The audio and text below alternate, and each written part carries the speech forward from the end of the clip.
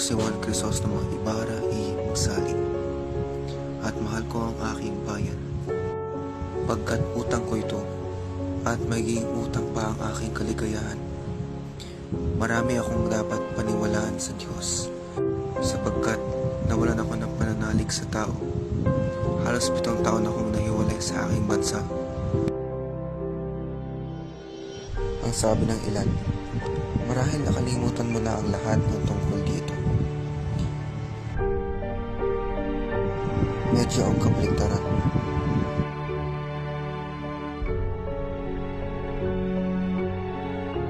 Kahit na ang bansa ay tila nakalimutan ako,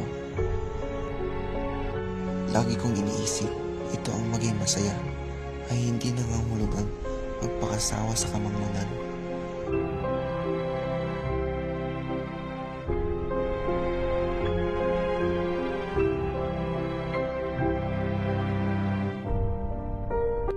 Hindi ang kriminal na puwakin ang puot ng iba, ngunit ang mga taong matapat.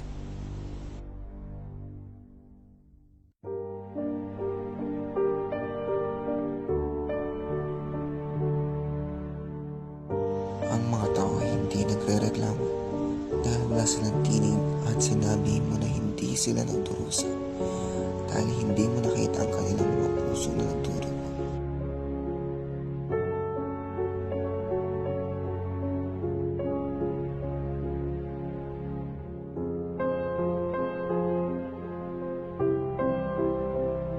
Napansin ko na ang koloran o pagdurusa ng bawat tao ay nasa direktang proporsyon sa mga kalayaan nito.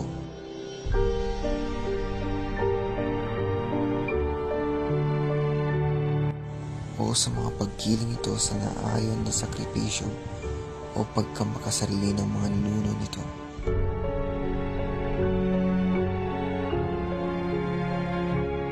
Sa pagdaan ng maraming taon, na puno ng pagmamulupit at kasinungalingan,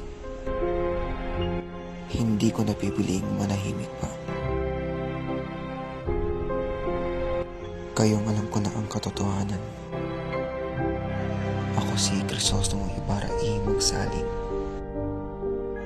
at ipaglalaban ko ang aking karapatan